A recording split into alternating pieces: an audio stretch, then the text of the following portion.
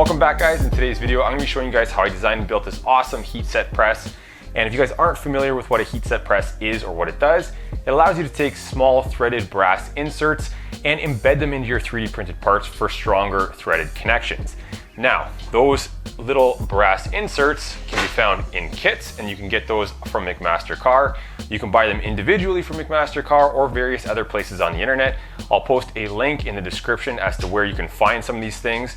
And in the description, there'll be a link to the Thingiverse page with a parts list for this entire build, as well as a drawing and all of the STL files that I've used for the 3D printed parts in this build. So let's get started. I usually like to start these builds by taking a look at the 3D model, and this is no exception. So looking at the model, this is what we're shooting for at the end of it, and you can see some general features like the handle here, as well as the arm that holds the soldering iron that is going to be used as our heat source to press in those brass inserts. And there's springs there to return the arm back up into a neutral position, a thumb screw at the back to adjust the height of the whole assembly so you can fit different sized 3D printed parts underneath this thing, and there is a wooden base underneath.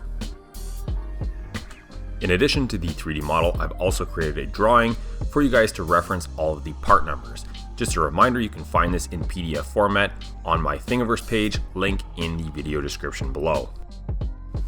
So now we can take a quick look at the threaded insert kit that I picked up from McMaster-Carr.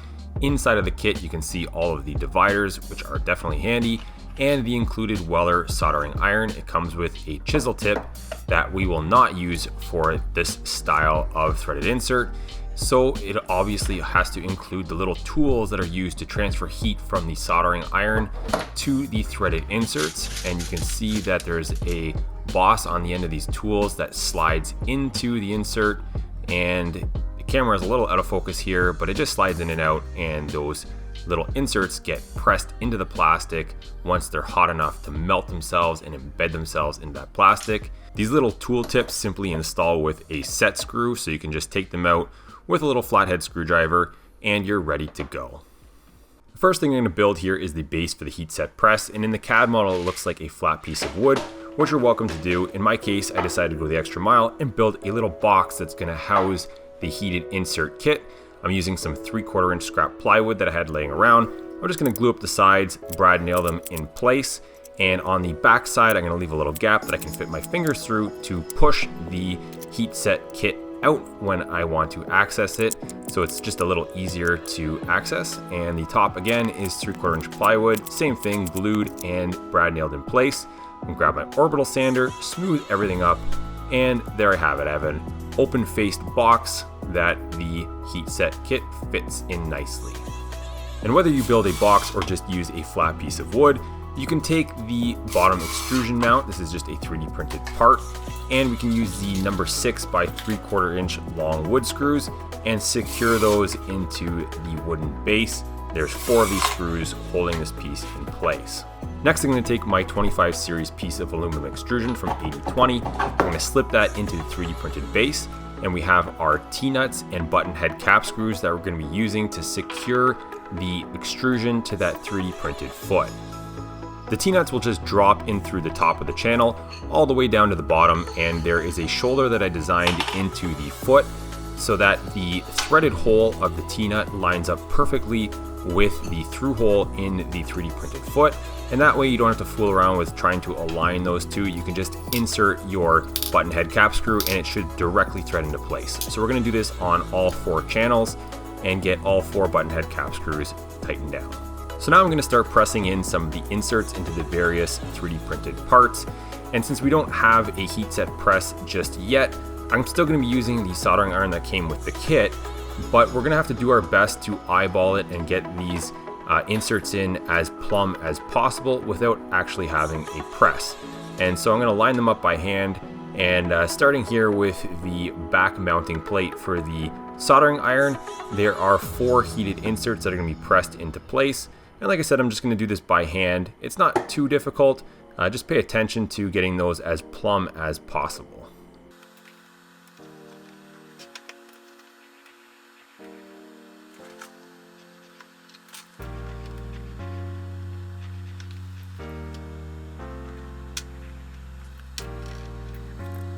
The next part I'm going to move on to is the adjustable body that slides over the aluminum extrusion, and this gets 3 heated inserts, 2 at the top, 1 on the bottom there that will help clamp the 10mm rod that we'll eventually install.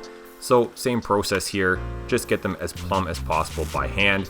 I noticed for myself that some of these inserts seem to sort of come back out a little bit after I remove the heat, and I don't know if that's just the material that I'm working with, but you'll see me take a regular screwdriver, and once I remove the soldering iron, I just use the screwdriver to hold them in place just for an extra second. Then we're going to take a look at the arm that the soldering iron mounts to. That gets 2 heated inserts, and then the last little 10mm rod mounting piece, and that gets 1 more insert. And that again is to clamp down on that 10mm rod that the arm will eventually slide up and down on. And you'll see me here do this process again with the screwdriver, holding the pieces down for an extra second, allowing them to set and cool into place before they can actually come back out again.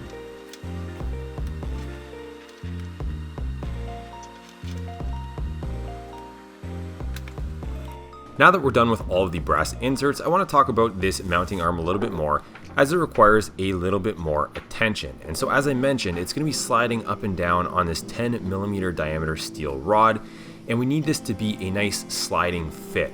And so there's a few different ways that we can achieve this, because we don't want any sort of slop in those holes. Again, it should be a very precise sliding fit. And so one way to do this is with a reamer. Now this is not a tool that a lot of people have in their toolbox. I happen to have a set of them. They're adjustable, so I was able to adjust the blades to achieve a really nice sliding fit. If you don't have one of these, you might be able to find a drill bit that's going to give you the correct size, or you can print the part a few different times, scaling it a little bit in order to get that fit properly. Now, this hole up top here is meant for the handle, and that requires a 1/4-20 tap. And although a lot of my nuts and bolts are metric, I did have these 1/4-20 hex bolts here that I use for a lot of my thumb screws and that sort of thing laying around. So I used a 1/4-20, but you could also use that hole and tap yourself an M6 thread if you guys are living in a metric world. And the M6 bolt head should also fit nicely inside of that handle. Once you got that tightened down, I printed mine in red. I have a nice red handle, and I have a hole up top here where I can just snap the cover into place, and you should hear it click into place if your printer tolerances are correct. And we have the arm assembly complete. Moving on to the rest of the assembly, we can take our 10mm rod and we can insert that in through the bottom of our adjustable body, and it should be a nice snug fit. We can further tighten that later on by using an M3 socket head cap screw through the hole and the threaded insert that we installed earlier. But for now, it's just going to sit here like this. We're going to install our springs. I'm stacking 2 of these springs as I couldn't find a spring long enough with the proper spring rate. So they're stacked, but that's fine. It works just as well with 2 of them in series. Then we can proceed to sliding the 10mm shaft through the bottom hole of the arm assembly. Then we're going to take our top clamp and fit it in there as well, in between the 2 holes of the arm assembly. And then we can push the whole thing down all the way, engage the arm assembly into the slot of the adjustable body, and then also engage that top clamp into that same slot of the adjustable body. It should be a nice snug fit. And from there, we are ready to start installing our M3 socket head cap screws to secure everything into place. It's also a good time now to test out the spring action and make sure that arm assembly is sliding freely up and down and returning into the top position with the spring force. If you find that any of your parts are too tight, you may want to disassemble at this point and use a file or something like that to provide yourself with a little bit more clearance on those parts so that everything moves freely. You don't want anything to bind. In my case here, everything worked out nicely and I was ready to install the rest of my M3 socket head cap screws into place. And at the end of this, when you have your assembly in hand, you should notice that the 10mm shaft is definitely secure and you cannot pull it out by hand as it's clamped down by 2 of those little M3 screws. Now I'm going to be installing the back mounting plate for the soldering iron onto the assembly we were just working on, and we're using more M3 socket head cap screws. they fit into those counter bores, and they simply just screw into those 2 threaded inserts on the end of the arm. We can now take our assembly and install it onto the aluminum extrusion, and it's going to be held into place with this thumb screw. And so the thumb screw is going to engage with another T-nut, and the T-nut is going to be sitting inside of the back channel of the extrusion. And just like with the foot, there is a little shoulder in there that will hold it into place and align the threaded hole with the through hole. So again, it doesn't fall completely through and you don't have to mess around with trying to align those holes. Once you drop the T-nut into place, it'll sit perfectly aligned with that hole, and you can just thread in your thumb screw and everything is ready to go. We can now give the arm another test here and make sure that the spring is working correctly and nothing is binding. And then what we can do after that is loosen off the thumb screw, make sure that the whole assembly slides up and down on the aluminum extrusion without any obstruction.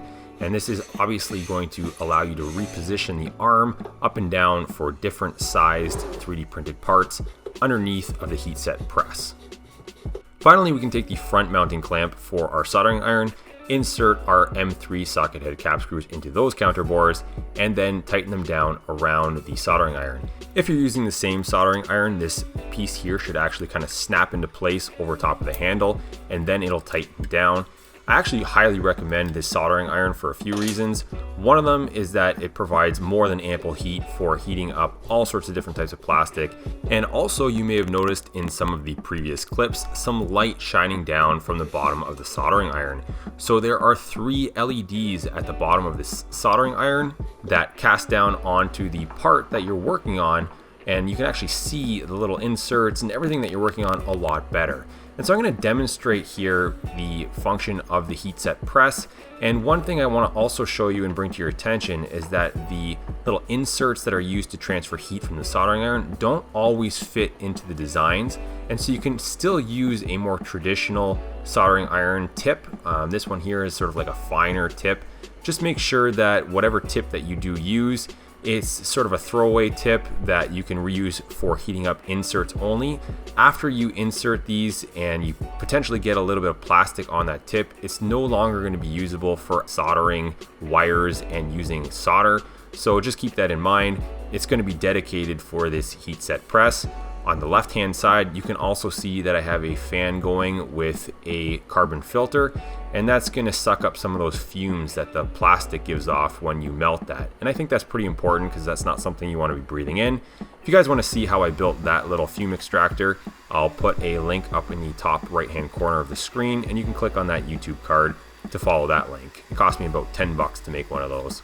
And so the press functions extremely smoothly, and it embeds those inserts perfectly plumb, so you don't have to eyeball it anymore, and you can be totally confident that those inserts are accurate and true within your 3D printed parts. I'll leave you guys here with a final look at the overall project, and you can see that I added a cover to the open-ended box as well as some feet, and that cover just mounts with some number 6 wood screws, and it can slide up and down, allowing the heated insert kit to be removed. I'm really happy with how this project turned out, and it's going to be very useful in the near future with a lot of my upcoming projects, so keep an eye out for those. I really love the endless possibilities of 3D printing, and this tool just makes those prints even more functional. And so that concludes this build. Don't forget to check the description down below for a link to my Thingiverse page where you'll find a drawing plus a parts list and all of the 3D printable files that are related to this project here. And also don't forget to hit the like button, and please comment down below if you guys have any feedback for this project or questions that you might have related to building one of these for yourself. I'd be happy to answer them, and I try and get back to everybody in the comment section. Thanks for watching.